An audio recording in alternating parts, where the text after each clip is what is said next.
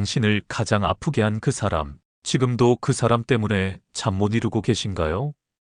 혹시 복수를 꿈꾸고 계신가요? 그렇다면 잠깐 이 이야기를 끝까지 들어보시기 전에는 절대 아무것도 하지 마세요. 왜냐하면 오늘 제가 알려드릴 진짜 복수는 당신이 상상했던 것과 완전히 다르기 때문입니다. 안녕하세요. 지혜의 말씀학교입니다. 오늘은 정말 많은 분들이 공감하실 수 있는, 그리고 누구나 한 번쯤은 경험해봤을 마음의 상처에 대해 이야기해 보려 합니다. 혹시 지금 이 순간에도 누군가의 말이나 행동 때문에 마음이 아프신가요? 아니면 몇 달 전, 몇 년 전에 받은 상처가 아직도 가슴 깊숙이 아물지 않고 계신가요? 가까운 사람일수록 더 깊이 아프고 오래 기억에 남는 상처입니다. 가족, 친구, 직장 동료처럼 믿었던 사람에게서 받은 말과 행동은 마음에 큰 흔적을 남깁니다. 왜 나에게 그런 말을 했을까? 내가 뭘 잘못했을까? 이런 생각이 반복되다 보면 우리는 분노와 억울함 속에 갇히게 되죠. 특히 믿었던 사람에게서 받은 배신감은 정말 견디기 어렵습니다. 밤잠을 설치게 하고 일상생활에 집중할 수 없게 만들고 심지어는 다른 사람들과의 관계까지 의심하게 만들죠. 그런데 잠깐, 혹시 지금도 그 사람 생각을 하며 이 이야기를 듣고 계신가요? 그렇다면 당신은 이미 그 사람의 노예가 되어버린 겁니다. 하지만 걱정하지 마세요. 오늘 이 이야기 끝에서는 완전히 다른 사람이 되어 있을 테니까요.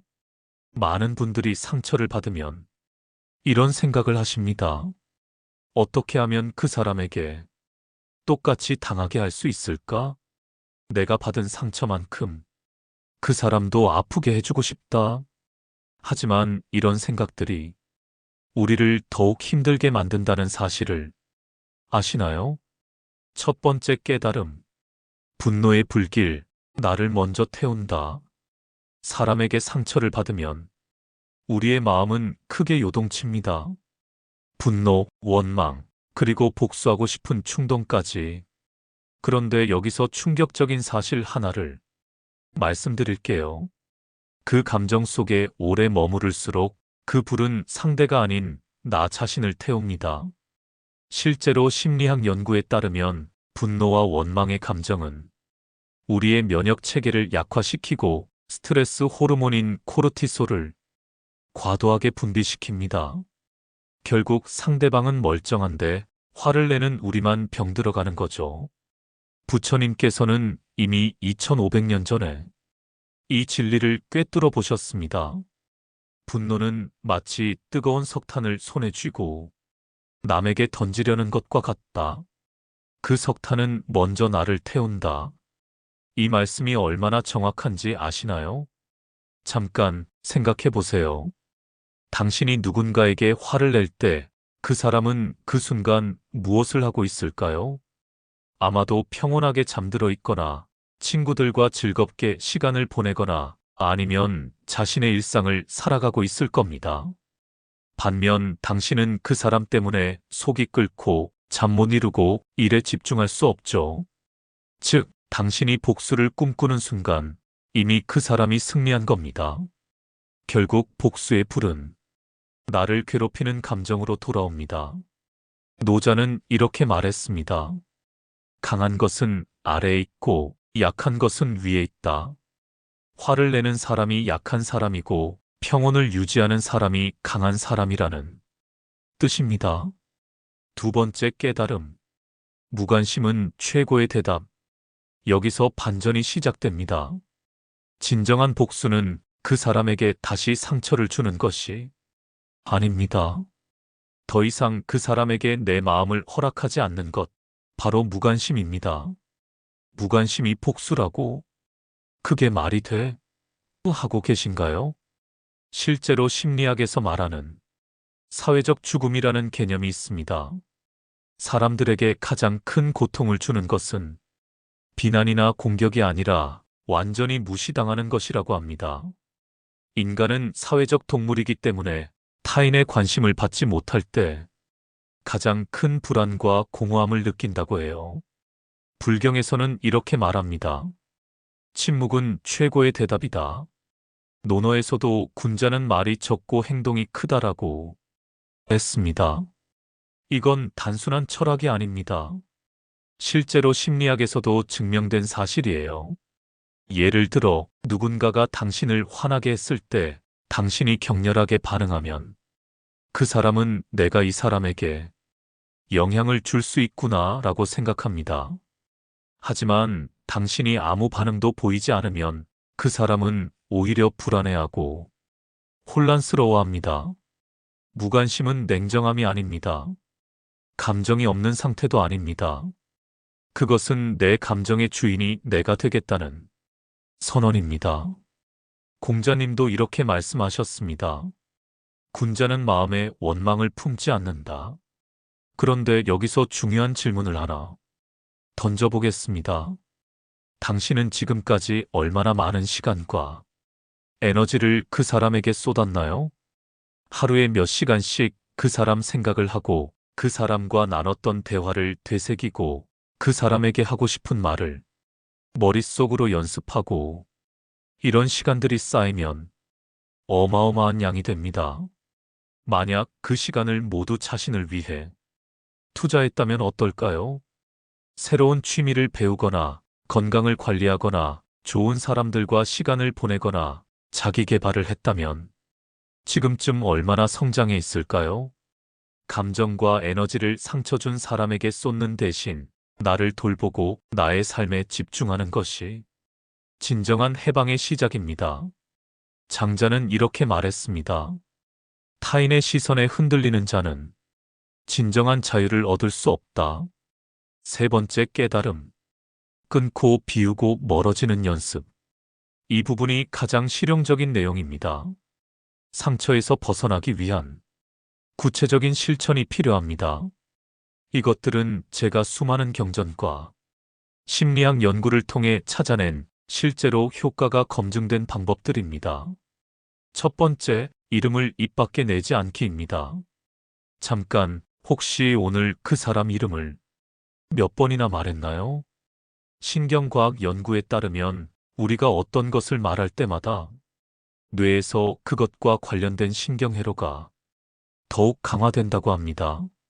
즉, 그 사람 이름을 말할 때마다 그 사람에 대한 기억과 감정이 더 깊이 각인되는 거죠. 말하는 순간 기억은 더 강해지고 마음은 다시 흔들립니다.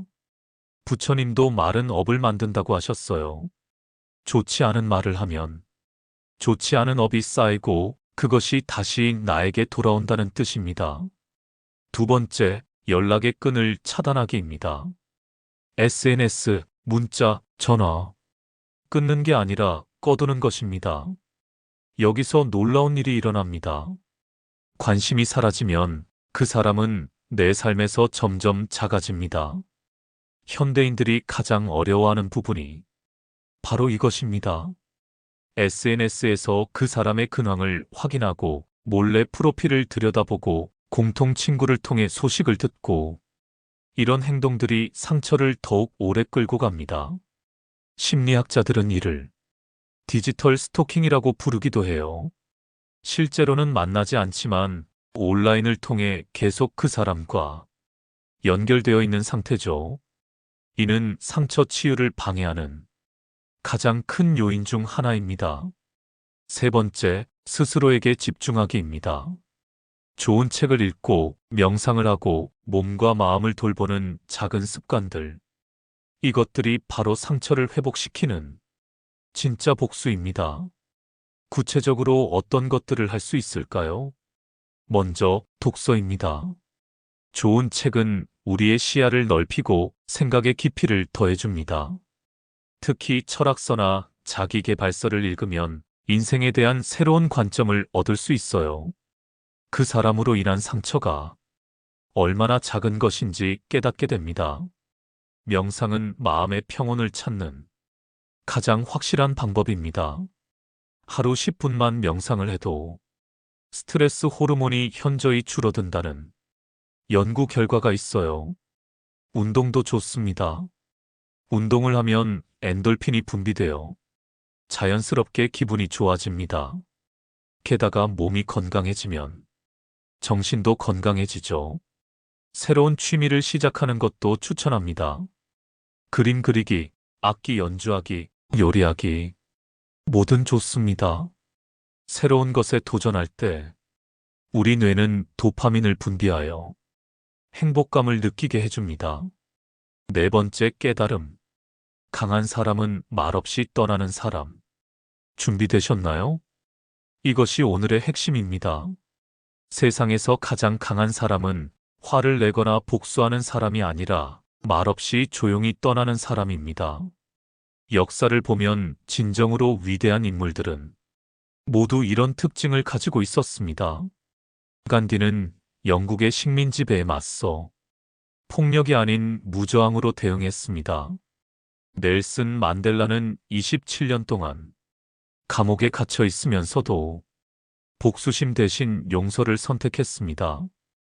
그들이 보여준 것은 진정한 강함이었습니다. 감정에 휘둘리지 않고 원칙을 지키며 더 큰 목표를 향해 나아가는 강한 말이에요. 그 사람과 싸우기보다 그 사람의 존재를 내 삶에서 천천히 지워가는 사람, 그 사람이 아닌 나의 삶에 집중하는 사람이 진짜 강한 사람입니다. 이런 사람들을 보면 상대방이 오히려 더 궁금해하고 더 신경 쓰게 됩니다. 이것이 진짜 복수예요. 실제로 심리학에서 말하는 인지 부조화 현상이 일어납니다. 상대방은 왜 이 사람은 아무 반응이 없지? 내가 한 말이 별로 상처가 안 되었나? 아니면 나를 완전히 무시하는 건가? 라고 생각하게 됩니다.